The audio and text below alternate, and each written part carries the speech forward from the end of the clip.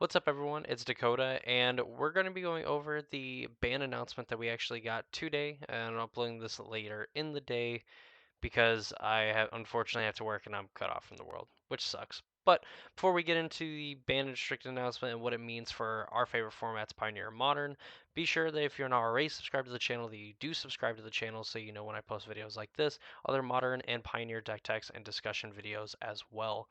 Of course, ring the notification bell so you know when those videos get uploaded. And of course, go ahead and join the Discord server that is in the link in the description of this video so we can talk about magic and things like that, because that's always fun. So, October 10th, 2022 ban list. We knew it was coming. I guess it was kind of like leaked a few days before. Not necessarily the contents of it, but the fact that there was going to be one. So, we have standard where the Meat Hook Massacre is banned. Whatever. I mean, we don't necessarily care about standard on this channel. My wife does. This seems like it's pretty sweet.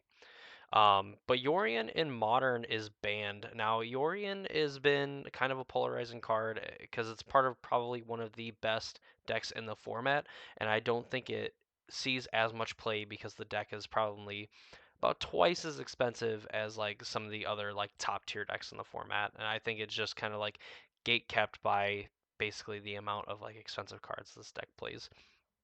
So, for those not familiar, Yorion the Sky Nomad is a companion where your deck needs at least 20 more cards, more than the minimum deck size. So in this case, for 60 card formats, you need to play at least an 80 card deck to have Yorion as your companion.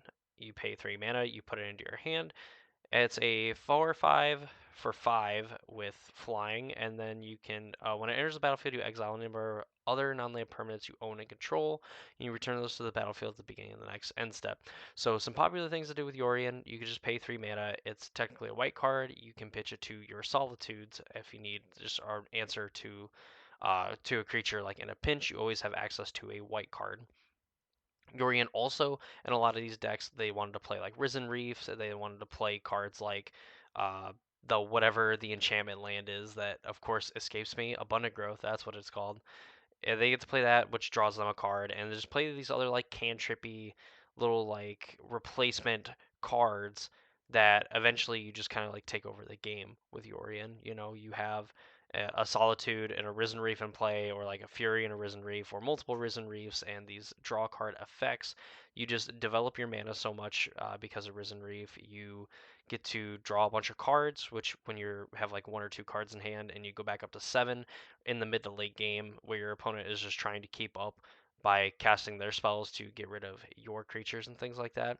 Yorion just pushes those decks so far ahead of anyone else in the format that if they ever get to the point where they cast a Yorion, the game is like 98%, I think, in the Yorion player's favor. So now that the card is banned, let's kind of go into their reasoning for banning it, or at least read the modern section of it. So, modern has been a healthy place since the last ban and restricted update, with good diversity among archetypes and even the most popular competitive decks occupying a relatively small slice of the metagame, about 5 to 6% each on Magic Online. However, as tabletop modern play continues to rebound since the height of the pandemic, we've decided to enact a change that we've been considering for some time by banning Yorion the Sky Nomad. Yorion most commonly appears as a companion in the four-color Omnath decks, which show a strong win rate and according to our matchup data is likely to continue to rise in popularity, even though the deck is like over 2 grand. In addition to game balance concerns with the deck, we are also factoring in the physical dexterity requirements of playing with a large deck for tabletop. We're wary of the metagame reaching a point where players are playing the decks because it is perceived strength and win rate despite not enjoying how cumbersome it can be to operate. And I don't think that's fair. I mean, so I understand like shuffling an 8 card deck is very hard. Like I have pretty big hands. At least I think I have really big hands, and I struggle to shuffle an 80 card deck. So I understand in that sense where you don't want players who just happen to have small hands that like really want to win games, and they decide that the 4 color deck is their best option, and they play with a deck that is basically a chore to shuffle, and can be very aware of like your opponents of ensuring that the deck is sufficiently randomized and things like that. But that is just a weird thing, and probably something that I have not seen in a ban and restricted announcement before.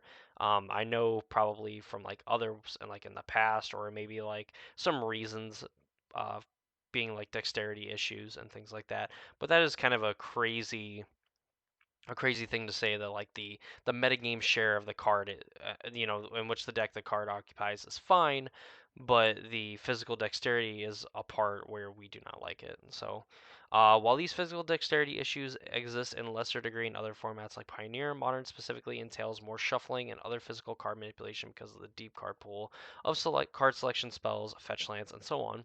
Cards encouraging large decks like Battle of Wits have existed in the past, but usually on the fringes of competitive play rather than one of the strongest decks. Finally, we've also heard from players that the repeated triggers caused by Yorion and many of the other cards surrounding it can lead to repetitive gameplay patterns and long games with lots of downtime in between other players' actions. It is important that the net player experience playing with the top decks is a fun one, and while we're okay with such decks existing, it can make a format less enjoyable with these patterns are associated with one of the strongest decks over a long period of time. Therefore, to make Modern as fun and accessible as it can possibly be for all types of players, You're in the Sky Nomad is banned in Modern. We'll move on to Pioneer because my channel does cover Pioneer as well. Overall, Pioneer looks to be in a pretty good place as we head to the regional championship qualifier season throughout November and December. We're seeing a wide variety of strategies employed by the most popular decks. The most played deck in Magic Online is Rakdos Midrange with about 13% metagame win share. None of the top 20 decks have a non-mirror match win rate of more than 53%. In general, we have heard a lot of positivity from players in the state of the format. We'll continue to keep an eye on the health of the format, especially as it undergoes more competitive pressure with the regional championship qualifiers.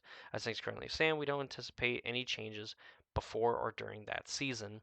Notably, cards that we would look for, like in Pioneers, like Fable the Mirror Breaker being the biggest one. I don't know if necessarily being like the biggest offender, but definitely one of the most powerful cards in like the Rakdos mid-range deck that does get to kind of like solve some of the problems and things like that and make the deck have a little bit easier a time like attacking the format and stuff. So overall, I like the banning of Yorion the Sky Nomad. I think that for Modern specifically, like this banning is moving in the right direction. Yorion, while maybe the card itself isn't like necessarily oppressive, I think it promotes those decks, the 80 card decks where you want to play like Risen Reef and Abundant Growths, and even the like Ice Fang Quaddles and stuff like that, where you just want to basically every card that you play draws a card. So then essentially you minimize the effect of playing an 80 card deck rather than a 60 card deck, and then Yorion just being a huge payoff as well. That with some of these other like non easily interactable with like permanents and stuff that just get to draw cards, that a 5 mana 4/5 that is a pretty impressive body on its own. Is like a way for these decks to have a win condition that can kill a lot faster than like Risen Reefs. Maybe not as fast as Omnath, but faster than like Risen Reefs and like even Solitude and things like that. And also just getting to have it draw 5, 6, 7 cards, on the high end. Even if this thing just draws like 2, 3 cards, that's huge in games where you've already drawn 2 to 3 cards, maybe even more, off of some of those other permanents as well, to kind of like catch up with like some of the 60 card decks. So that's great. I would have liked to see maybe like Omnath, the 4 color Omnath, get banned just for the fact that that card is insanely stupid. It, I mean, it can basically just like absolutely obliterates decks on its own. It literally just can win games on its own if your opponents are not able to answer it. Another card, maybe like Ren and Six. Like I think I'm okay with Ren and Six for the fact that it exists in like in Jund, and Jund uses it in a relatively fair way. Like Beseiju kind of makes it more unfair for the fact that like you can get to a point where you just like Stone Rain your opponent, and then depending on like the other decks and stuff that they play, you know, um, but in reality, I think Ren and Six for the current moment's fine until we see what actually happens to these elemental decks going forward. Now that they don't have Yorion, they could just go to 60 card decks. They could probably still even play like an 80 card deck and still be fine. I mean, it definitely does playing an 80 card version does get a lot weaker than playing a 60 card version for the fact that you do not have access to Yorion for the aforementioned reasons that I stated earlier. But overall, I think the 4 color elementals deck just kind of becomes more streamlined.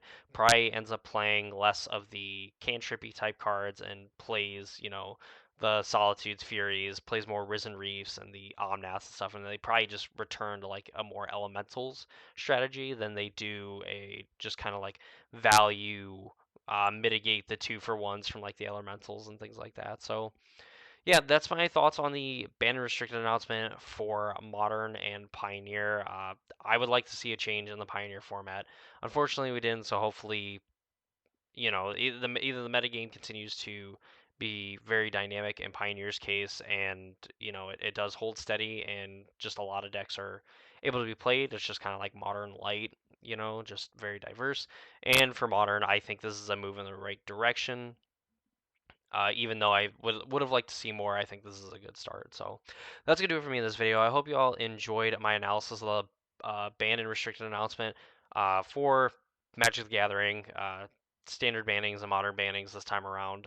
We hopefully will see one, or I guess maybe not. Hopefully, see one very soon. Hopefully soon if the modern format continues to suck. So that's gonna be it for me in this video. I hope you guys enjoyed it. If you did, leave a like on the video. Of course, comment down below if there's another card that you would rather see on the ban list. If you're mad about Yorion getting banned, etc., so on and so forth. And of course, subscribe to the channel and ring the notification bell so you know when videos like this go live.